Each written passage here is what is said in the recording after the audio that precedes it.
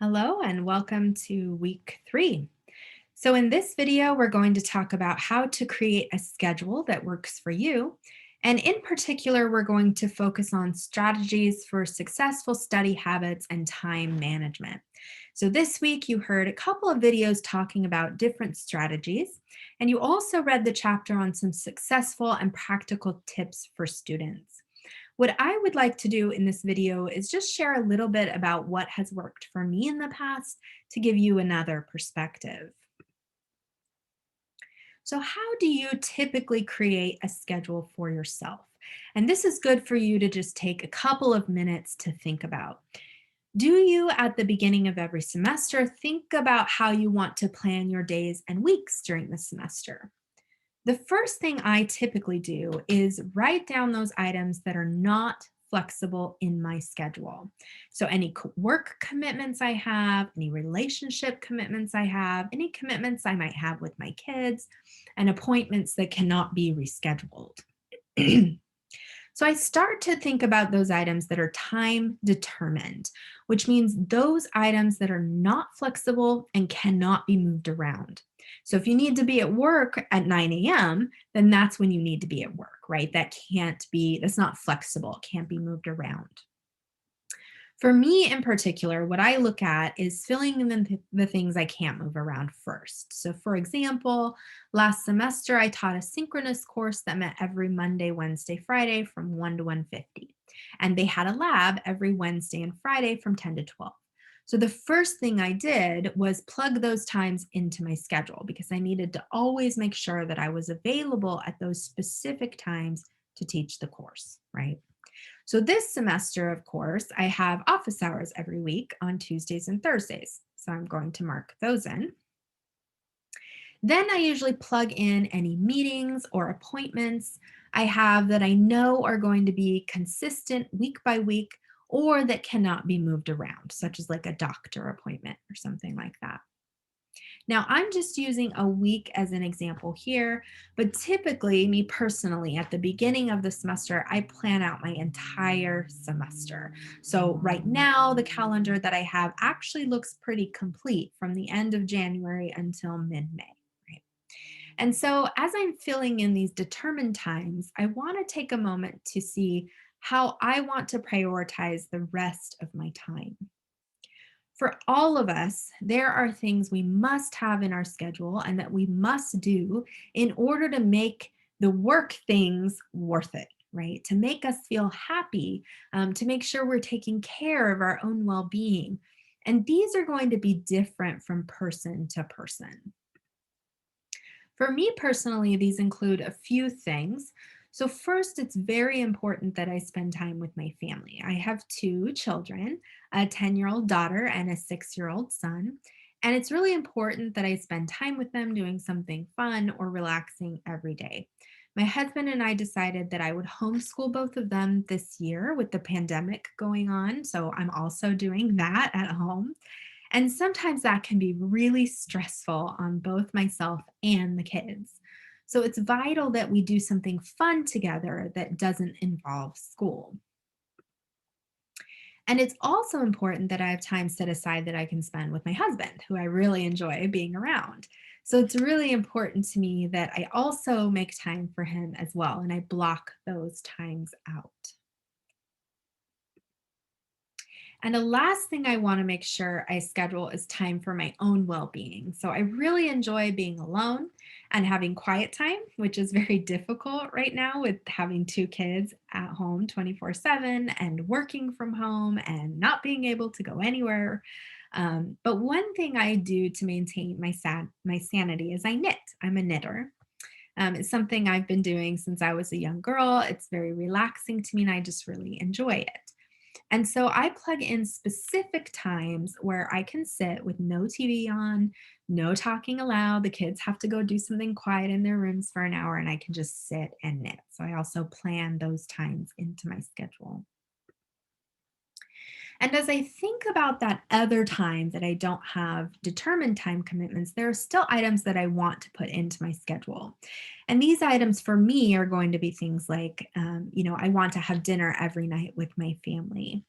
or I want to spend Sundays with my family, or 3 times a week I sit and knit for an hour, right? So these are the things I'm plugging in.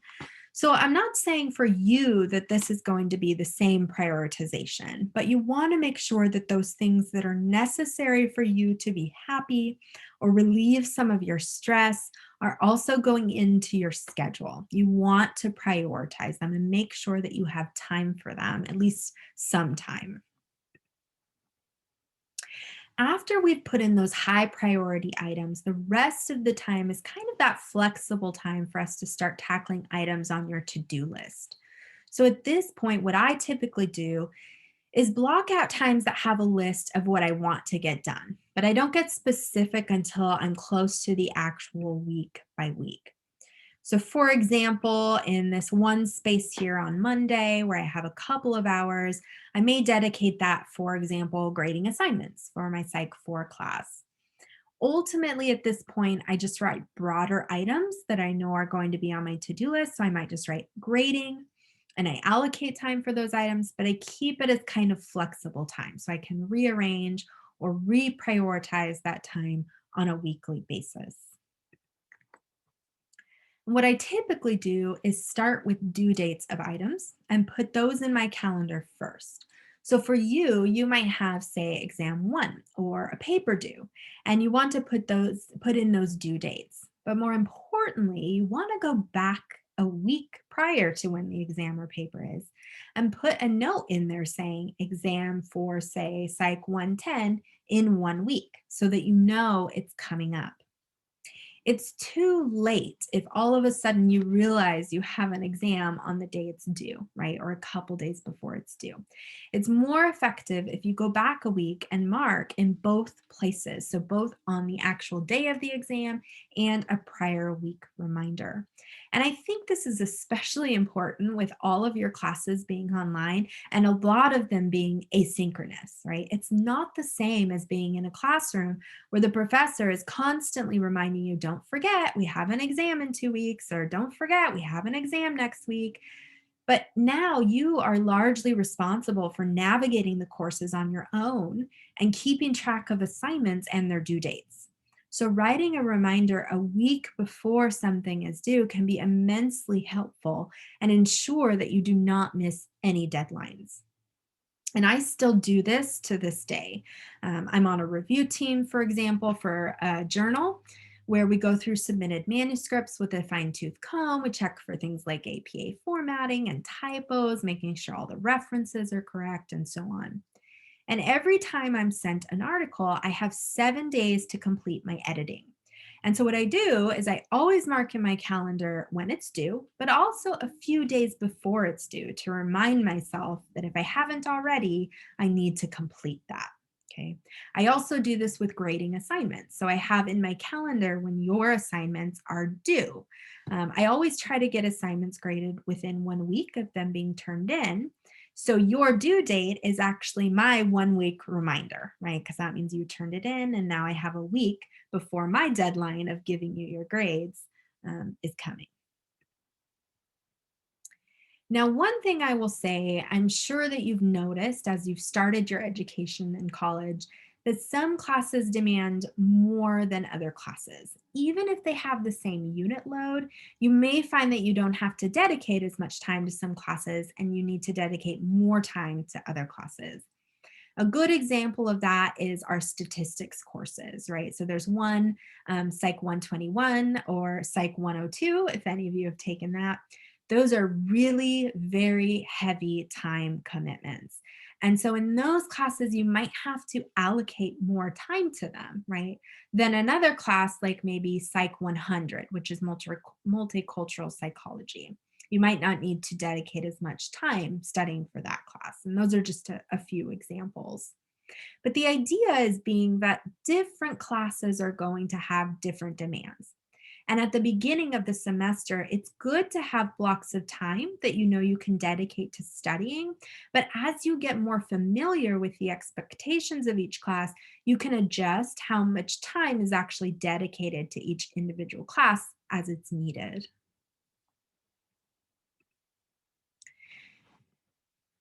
Now, one thing you've probably realized looking at what's remaining with this kind of flex time that you have is that you really don't have a ton of time left. So, after you've put in all your work commitments, your school commitments, your appointments, and you've put in those high priority items that you need for your happiness and well being, what's left over is not a ton of time, right?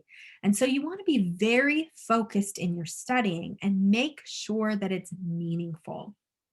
Instead of thinking you're going to be able to study in front of a TV or be on social media and prepare and study at the same time, it's going to be much more effective for you if you're able to find a specific space to dedicate to studying. So, whether it's at your kitchen table or on your outdoor patio, wherever that place may be for you, ultimately, it's going to be much more effective if you monotask rather than if you multitask. Okay. And I even find it beneficial to leave my phone in a different room because sometimes it's just really easy if someone sends you a text or a notification pops up and you really want to check your phone. So sometimes it's better. You can just say, okay, for the next 2 hours, I have blocked out to study for this class. I'm going to leave my phone in the other room. And when I'm done, I can go and check my phone, right? It's not going anywhere. It will wait for you. So another example, like classes with exams, one thing to keep in mind is as you're starting to use that time to study, don't cram for exams. You want to space out your studying so that you're actually absorbing the material. And when you read, if you have a textbook reading, make notes in the margins. If you're using an electronic version of the book, an ebook, you can make notes using the note function, or you can even just keep a notebook in front of you where you can jot down notes as you're reading. And these notes that you write down, you really should not just be highlighting, chunks of text. It's actually very ineffective in terms of retaining information when you study that way. What you want to do is read and then summarize what you're reading. Think about what the main points were. What is the most important thing to take away from that reading? And then write that down in a summary form. If you look at any of my hard copy textbooks that I have, you'll always see notes in the margin. And I also had a notebook that went with every textbook, right? So as I was reading, I would make brief notes to myself in the margin. And then I would go back through my notes later and expand on these in my notebook to make sure I really understood the concept. And that method worked best for me whenever I was studying new material. Now, you might have other methods, or if you've never tried that, maybe you should try it. It might work for you too. But that was what really worked for me. But the main point is you don't want to just rely on memorizing all this information, especially when you get up into the upper division or even graduate courses if you're going to go to a grad program. There's just too much information to memorize. So if you use rote memorization as a strategy, you're not going to do well, and your time studying is not going to be productive. What you want to do is you want to focus on learning concepts that can help guide you to multiple questions and multiple answers. So instead of just memorizing, you're learning those conceptual, broader pieces. The next question is to ask yourself if there's a study guide posted. So if the exam is 2 weeks from now, for example, is there a study guide? If there isn't, email your faculty or your instructor. Ask if there will be one and when it will be released. And if there is already one available, download it as soon as possible. So at the end of every week, you can look at what you read, what you learned through class, and you can start working on filling out that study guide. So by the time you're a week before the exam, you're a week out, you're not just preparing your study guide, but you're actually studying off the notes that you've already done on the study guide. In addition, remember it is so important to build rapport with your instructors. Every single instructor at Sacramento State is required to have office hours, every single one. And those office hours are for you. They are for the students. They're for advising, which we'll talk about later on in the semester, but they're also for students taking the class from that instructor. So drop by those office hours. You can still drop by on Zoom. I know it sounds a little weird and it might feel kind of awkward, but you can. And really, if you think about it, it's a lot easier than trying to be on campus at the same time the professor is having office hours, which, if you ever had several classes, it used to be really difficult, right? Especially if your professors all had office hours on different days. But with Zoom, you're home and you can just hop on your computer for any of the office hours. And you can really use these office hours to clarify any questions you have about the structure of an exam. So you can stop in and say something like, Professor, I know the exam's coming up. This is how I've been preparing. Can you give me any pointers, right? Do you feel this is adequate preparation for the exam? Do you know what the structure of the exam is going to be? That's a great question. Is it written? Is it essay? Is it multiple choice? Fill in the blank. Do you have any tips for me? So remember to use office hours as another tool for your learning. And one thing I'll end with is what happens with those classes that have papers. You still need the time that you've committed to studying to be focused and meaningful. And so, just like you would with an exam, make sure you're noting when that paper is due. Go back a week and put that the paper is due in a week, just like you would with an exam. Don't cram your writing, right? Just like you wouldn't cram studying, don't cram your writing. Space out the work for your paper. It's going to make you a better writer and it's going to make the paper a better quality. For me personally, whenever I had a paper due, I would actually go back a month before the paper was due and make some deadlines for myself, some smaller deadlines. So, for example, 4 weeks before the paper was due, I would have an outline done. So, I would have a due date for myself to do an outline for the paper. And then what I would do is split up the word count or the page requirement up into three. So, for example, if the word count was, say, 2,000 words, I would write approximately 650 words a week. So, 4 weeks before, I've got an outline. 3 weeks before the paper's due, I would have a deadline for myself to have written 650 words. Then 2 weeks before it was due, I had another deadline to have 1,300 words. And finally, 1 week before the paper was due, I would have a full rough draft of the entire paper. And this is important and extremely beneficial in having success with your papers is making sure to have a full draft done a week before it's due so that you have time to revise, revisit, and edit that paper. I always got very high marks on my papers, and I do believe it was because I never crammed my writing. I always had my papers finished at least a week before, even if it was rough, even if I knew there were sections I didn't really like, they weren't as eloquent as I wanted them to be, there were some typos missing, but I still had a week to go back and fix it. I wasn't rushing to write the paper the first time through a day before I was supposed to turn it in. Right. So that's just something that worked for me. It might work for you as well. If there is a grading rubric with that paper, make sure that you review it and read it before you start writing the paper. And also read it again before you make the final submission of your paper. Rubrics tell you exactly what the instructor wants and how they're going to grade you. So if you follow the rubric as a guideline, sort of as like a rule, if you just read the rubric, it's like giving you instructions on how to write your paper. And if there's anything unclear in that rubric, of course, make sure to ask your instructor about it. It is so important for you to have the best quality writing to go back and have time to review, revise, and re-edit your paper. Okay, that's a really important tool when you're writing papers to get, high grades on them. And the last thing I'll say is, again, utilize those office hours from your instructor. If you can get a draft paper prepared ahead of time, drop in those office hours and bring the paper with you. Ask your instructor if they would be willing to look it over for you.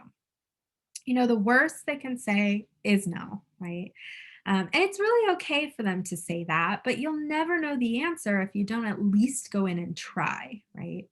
I really try to encourage students to come to my office hours and ask me any questions they have, ask about course advising or about the class and class materials. Because remember, office hours are really going to be a huge resource for you, not only as a student and being successful as a student and in your classes, but also in the long term in terms of building rapport with faculty that maybe down the road you may need recommendation letters from, right? If you're trying to get a job or going to grad school. So having that rapport and that sort of relationship with your faculty members is a bonus for you in the long run. And with that, I wanted to leave you with just a piece of advice. I feel like we all have these aha moments. And mine came when I was a senior here at Sac State earning my bachelor's degree. So it was my second attempt at higher education. As I mentioned before, I was an engineering major straight out of high school. And once I realized that wasn't the career for me, I took a very long hiatus from higher education, got married, had my first child, had my daughter. And when I came back, I still floundered a bit in terms of what I really wanted to study and the career I wanted long term. It wasn't until halfway through my junior year that I even had a plan. And it was actually thanks to my Psych 4 class that sort of helped me find that. So, my senior year, I had applied to grad school with no real hope of getting in because, as I mentioned before, I kind of got started late. But I did make it, I was accepted, and I realized I sort of had this moment when I accepted that I was going to be paying for a master's degree. Now, I had paid for my bachelor's, but I had managed not to take out very many loans. There are lots of grants available to undergrads, which are amazing and wonderful. If you are not utilizing those, should really go to the financial aid webpage at Sac State and look into those. There's a lot of grants available to you. But as a master's student, those are very limited. There's actually very few grants. You have to apply for scholarships or you have to take out student loans. So I'd sort of managed to avoid that in my bachelor's, but that was not going to be the case for my master's. I knew I was making a conscious decision to pay a lot of money and that I would probably be paying for that education for maybe the next 10 to 20 years. So I looked at my master's education very differently than my bachelor's because I was going to be paying a lot for it. So I did everything I could to get my money's worth. I decided if I was only going to do this one time and I was going to pay for it, I didn't want to regret anything and I wanted to get everything I was paying for. I read every single textbook front to back, not because I had to, but because I was paying for it. I said yes to every extra project, presentation, conference, consultation, teaching assistantship, really any opportunity that came my way. I never said no. And this here is a picture of my research lab. This was during my first year of grad school. I have to tell you, I was stressed and exhausted and overwhelmed, but I was also having the time of my life. This was the career I knew that I wanted, and I worked very hard to get into that program, and I loved every second of it. So, this was here at Sac State in Dr. Miguel's lab, which some of you may have had him as your professor in other classes. If you haven't and you have a chance to take a class with him, I highly recommend it. He is a very entertaining professor. Um, but anyways, I really saw my master's experience as an investment in myself. So every opportunity that I took was an investment in my long-term career. And it really was. I came out of my master's program with several publications, several recommendations. I was recommended for the job at Sac State as a lecturer, and I got it, which was amazing. So because I took on all of those opportunities and I really invested in myself, my long-term career goals are starting to be achieved. And I really want you to remember that ultimately you are here for you and you really want to make the most of it.